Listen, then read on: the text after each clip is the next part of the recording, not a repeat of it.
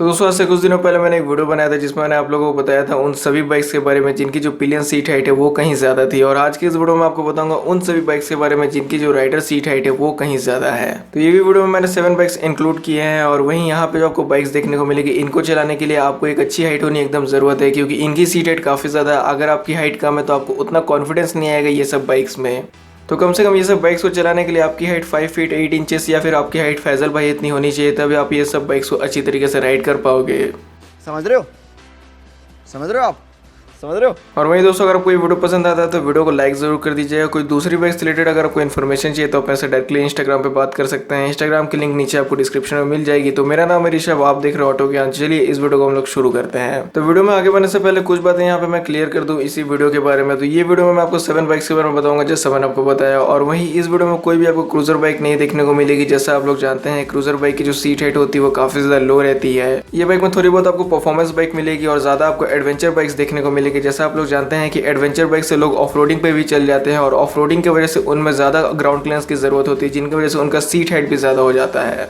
इसलिए ये वीडियो में आपको एडवेंचर बाइक ज़्यादा देखने को मिलेगी। तो शुरुआत करते हैं हमारी जो 7 नंबर बाइक है उससे। तो दोस्तों यहाँ पे जो 7 नंबर बाइक है यहाँ पे मैंने 2 बाइक्स को एक्चुअली में इंक्लूड किया है और जो दोनों ही बाइक से एंट्री लेवल परफॉर्मेंस बाइक से आती है। केटीएम की तरफ से एक बाइक का नाम है ड्यूक 390 और वहीं जो दूसरी मैंने इंक्लूड की उसका नाम है RC 390। वैसे अगर देखा जाए तो केटीएम के फ्लीट में जितनी भी बाइक्स आती है उनकी राइडर सीट हाइट आपको ज़्यादा ही देखने को मिलती है, लेकिन ड्यूक 390 RC 390 की जो सीट हाइट है वो बाद बाकी सीरीज की बाइक से और ज़्यादा है।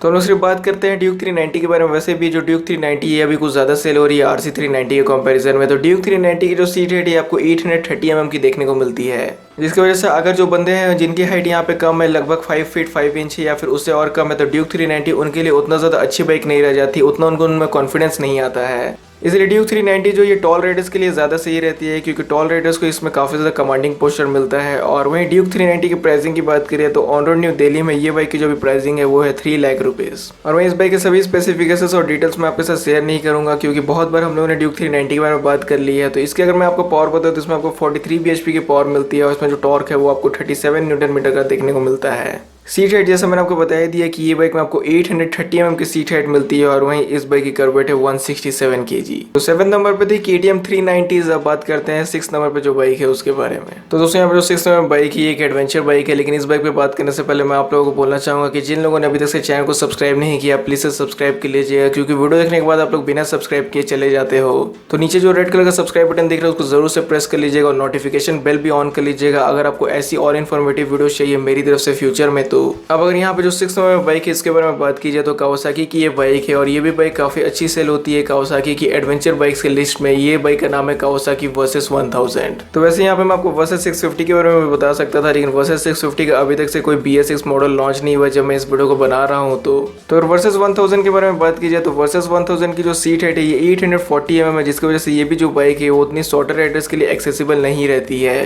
तो अगर आप एक टॉल राइडर हो तो ये बाइक आपके लिए काफ़ी अच्छी रहेगी, आपके साथ काफ़ी मैच भी करेगी, क्योंकि ये जो बाइक है काफ़ी बिग एंड बल्कि भी। अगर आप इस बाइक को पर्सन में देखोगे तो ये बाइक आपको काफ़ी ज़्यादा बड़ी लगेगी, जिसकी वजह से अगर कोई शॉर्टर राइडर इसको चलाता है तो उनको उतना अच्छा कुछ राइडिंग एक्सपीरियंस मिलेगा नहीं। और वहीं अगर वर्सेस 1000 की प्राइसिंग की बात की जाए तो इसकी जो प्राइसिंग है वो अभी है 12,30,000 rupees on road new Delhi में। वहीं ये बाइक में आपको 116 bhp का पावर मिलता है, 102 न्यूटन मीटर का टॉर्क मिलता है इसके 1043 cc इनलाइन 4 सिलेंडर इंजन से। ये बाइक आती है 6 स्पीड गियर बॉक्स के साथ और जैसे मैंने आपको बताया ये एक एडवेंचर बाइक है, जिसकी वजह से इसकी जो फ्यूल टैंक कैपेसिटी वो भी काफी ज्यादा लार्ज है। इसमें आपको 21 लीटर्स की फ्यूल टैंक कैपेसिटी मिलती है। सीट हाइट मैंने आपको बता ही दिया कि इस बाइक की सीट हाइट जो है वो 840 mm है और वहीं इसकी जो कर्व वेट है वो है 255 kg। तो 6 नंबर पे मैंने आप लोगों को बताया कावासाकी वर्सेस 1000 के बारे में। बात करते हैं जो 5th नंबर बाइक है उसके बारे में। तो दोस्तों यहाँ पे जो 5th नंबर बाइक है काफी ज्यादा पॉपुलर एडवेंचर बाइक है, क्योंकि ये बाइक को बहुत ज्यादा मोटो ब्लॉगर्स इंडिया में यूज करते हैं। इस बाइक का नाम है ट्रायम्फ टाइगर। तो ट्रायम्फ टाइगर 800 के बारे में हम लोग नहीं बात कर रहे हैं, क्योंकि ट्रैम ने उस बाइक को डिसकंटिन्यू कर दिया। टाइगर 900 को कंपनी ने लॉन्च किया है। वैसे जो टाइगर 800 थी उसकी भी सीट हाइट बहुत ज्यादा कम नहीं थी, लेकिन टाइगर 900 की सीट हाइट कंपनी ने और ज्यादा बढ़ा दी है। टाइगर 900 की जो सीट हाइट है वो है 850 mm। जी हाँ दोस्तों 850 mm। अब आप लोग यहाँ से समझ ही गए होंगे कि जो बाइक की सीट हाइट 850 mm होगी वो जो बाइक होगी वो सिर्फ और सिर्फ टॉलर राइडर्स के लिए सही होगी। और हाँ, यहाँ पे मैं बार बार टॉलर राइडर्स बोल रहा हूँ, इसका मतलब ये नहीं कि जो शॉर्टर राइडर्स है वो यहाँ पे ऑफेंड हो जाए। सिर्फ मैं आपको एक बेटर नॉलेज दे पाऊँ कि कौन कौन सी बाइक की सीट हाइट ज़्यादा होती है और जो टॉलर राइडर्स के लिए सही होगी, इसलिए ये वीडियो को मैं बना रहा हूँ। तो इसलिए यहाँ पे ऑफेंड होने वाली कोई बात नहीं है। तो टाइगर 900 की अगर मैं प्राइसिंग के बारे में आपको बताऊँ तो ये बाइक की अगर आप टॉप मॉडल को लेते हो जो कि है रैली प्रो मॉडल, उसके लिए आपको प्राइस पे करनी पड़ती है 17,30,000 रुपीज़। और वहीं टाइगर 900 में आपको 94 bhp का पावर मिलता है और 87 न्यूटन मीटर का टॉर्क मिलता है इसके 888 सीसी इनलाइन 3 सिलेंडर इंजन से।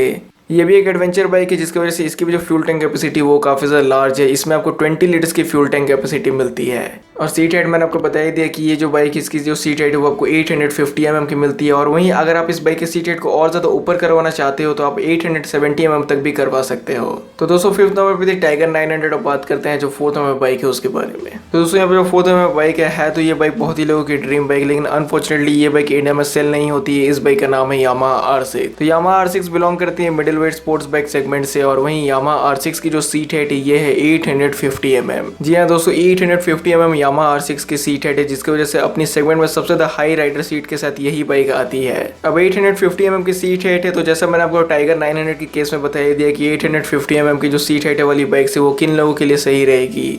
और वहीं R6 इंडिया में आती नहीं, जिसकी वजह से इस बाइक की प्राइसिंग मैं आपको नहीं बताने पाऊंगा। फिर भी बहुत लोग मेरे से पूछते रहते हैं कि अगर R6 कभी भी फ्यूचर में लॉन्च होती है तो इस बाइक की प्राइसिंग कितनी होगी।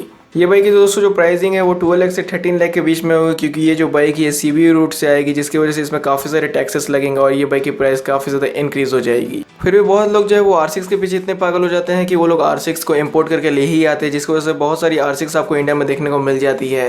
वैसे जो R6 ग्लोबली सेल होती है उसमें आपको 118 bhp का पावर मिलता है और 62 न्यूटन मीटर का टॉर्क मिलता है। R6 आती है 6 स्पीड गियर बॉक्स के साथ। और वहीं सीट हाइट मैंने आपको बता ही दिया कि 850 mm सीट हाइट है। इस बाइक की जो कर्वेट है वो 190 kg है और 17 लीटर्स की फ्यूल टैंक कैपेसिटी आपको मिलती है। तो दोस्तों, 4th नंबर पे थी यामाहा R6। अब बात करते हैं जो 3rd नंबर बाइक है उसके बारे में। तो दोस्तों, यहाँ पे जो 3rd नंबर बाइक है ये KTM की अपकमिंग बाइक है और ये KTM की बाइक जो है ये एडवेंचर सेगमेंट में आएगी। इस बाइक का नाम होगा KTM 790 एडवेंचर। तो जैसा कि पिछले 2 बाइक्स के बारे में हम लोगों ने बात किया कि उनकी जो सीट हाइट थी वो 850 mm थी, तो 790 एडवेंचर जो है ये भी उन्हीं दोनों बाइक्स की जैसी है। इसकी जो सीट हाइट है ये आपको 850 mm की देखने को मिलेगी। वैसे ये जो बाइक है अभी इंटरनेशनल मार्केट में सेल होती है, लेकिन इंडिया में ये जो बाइक है इस साल के लास्ट क्वार्टर तक आपको देखने को मिल जाएगी। और वहीं 790 एडवेंचर जो है इसमें आपको 95 bhp की पावर मिलेगी और 88 न्यूटन मीटर का टॉर्क देखने को आपको मिलेगा।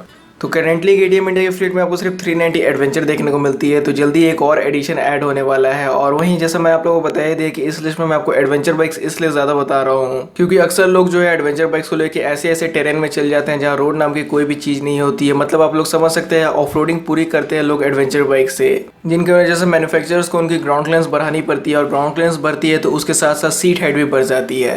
वहीं 790 एडवेंचर के बारे में और कुछ बात की जाए तो ये भी बाइक में आपको फ्यूल टैंक कैपेसिटी की साइज काफ़ी अच्छी मिलती है। 20 लीटर्स की इसमें आपको फ्यूल टैंक कैपेसिटी मिलती है और ग्राउंड क्लियरेंस में आपको मैसिव 233 mm की देखने को मिलती है। और वहीं 790 एडवेंचर की जो कर्वेट है ये लगभग 190 kg रहने वाली है। तो यहाँ पे 3rd नंबर पर हम लोगों ने बात किया 790 एडवेंचर के बारे में। बात करते हैं जो 2nd नंबर बाइक है उसके बारे में। अब दोस्तों, यहाँ पे जो 2nd नंबर बाइक है ये एक स्पोर्ट्स बाइक है और वहीं ये भी बहुत ही लोगों की ड्रीम बाइक है। इस बाइक का नाम है यामाहा R1।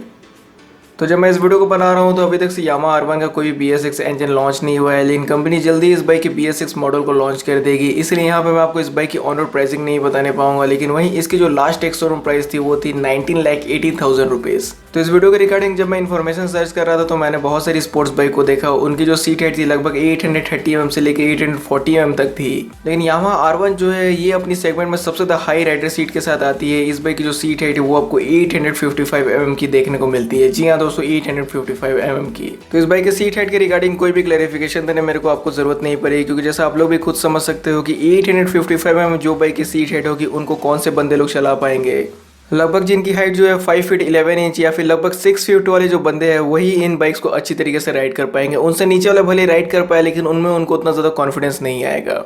और वहीं ये बाइक अगर आप कुछ स्पेसिफिकेशंस के बारे में बात की जाए तो जो BS4 वाली R1 थी उसमें आपको 200 bhp का लगभग पावर मिलता था और 112 न्यूटन मीटर का टॉर्क मिलता था। और वहीं R1 आती थी 998 सीसी इनलाइन 4 सिलेंडर इंजन के साथ। R1 की जो कर्वेट थी वो 200 kg थी। सीट हाइट जैसा मैंने आपको बता दिया कि 855 mm की थी और वहीं ग्राउंड क्लियरेंस जो इस बाइक की थी वो 130 mm की दी गई थी। तो दोस्तों, 2nd नंबर में मैंने आपको बताया यामाहा R1 के बारे में। बात करते हैं इसकी जो फर्स्ट और आखिरी बाइक है उसके बारे में। तो दोस्तों, इस वीडियो में जितनी भी बाइक्स अभी तक से हम लोगों ने बात किया उनकी जो सीट हाइट थी वो लगभग 830 mm थी, 840 mm थी, इनफैक्ट 855 mm वाली भी सीट हाइट वाली बाइक्स के बारे में मैंने आपको बताया। लेकिन यहाँ जो फर्स्ट नंबर बाइक है, इस बाइक की सीट हाइट काफ़ी ज़्यादा ऊपर है, काफ़ी ज़्यादा हाई है। इस बाइक की जो सीट हाइट है ये 860 mm पर है। जी हाँ दोस्तों, 860 mm पर। समझ रहे हो? समझ रहे हो आप?